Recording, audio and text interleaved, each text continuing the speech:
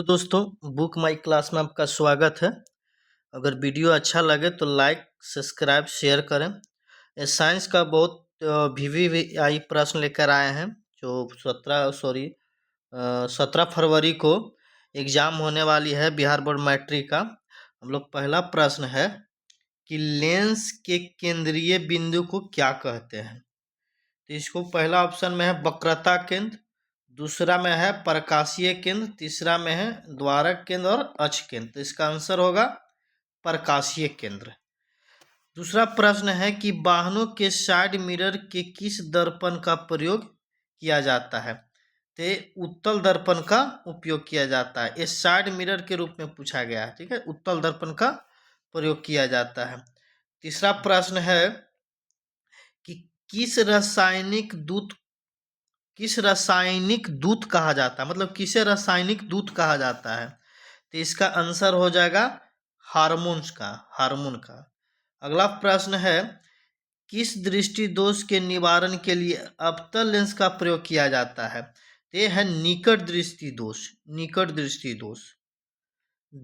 एक विद्युत यूनिट बराबर कितना होता है। तो 1 किलोवाट घंटा के बराबर होता है। बायोगैस का मुख्य घटक किसका है। तो एक गोबर से होता है। किसका से। तो गोबर से। किस लेंस के द्वारा उत्पन्न आवर्धन का SI मात्रक क्या है। तो ये मात्रक विहीन हो जाएगा। अगला प्रश्न है कि उत्तल लेंस की क्षमता कैसी होती है।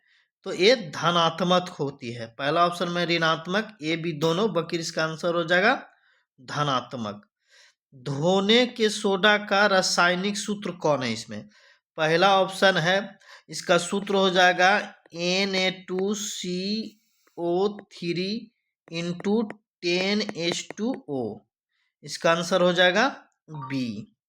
अगला प्रश्न है कि लोहा से जिंक को लेपित करने की क्रिया को क्या कहते हैं।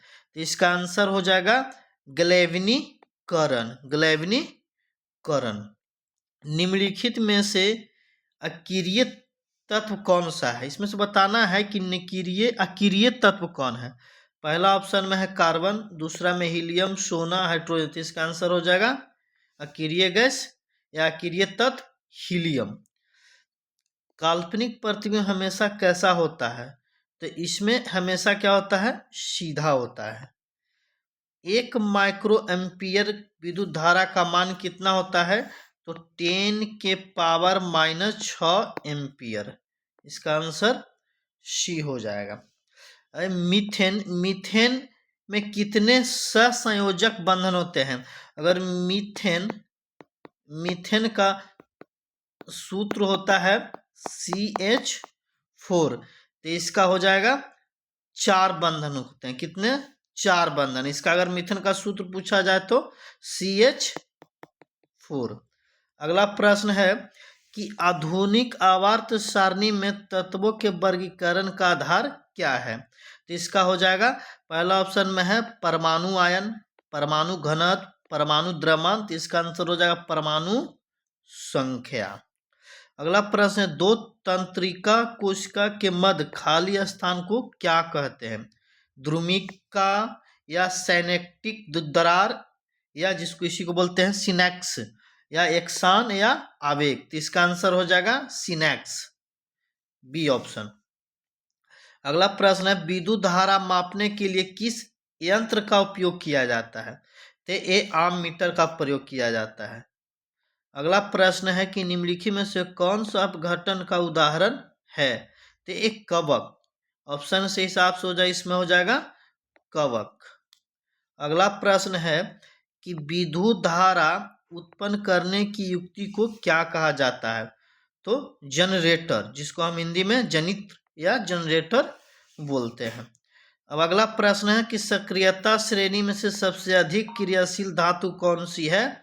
तो पहला ऑप्शन में है सोना। अगर सोना का संकेत पूछा जाए, तो इसका यही हो जाएगा। अगर चांदी का संकेत पूछा जाए तो Ag हो जाएगा। तो इसका सूत्र भी यही होता है। तो इसका आंसर हो जाएगा सोडियम। अगर वीडियो अच्छा लगे तो लाइक सब्सक्राइब शेयर करें। Thank you. छोटा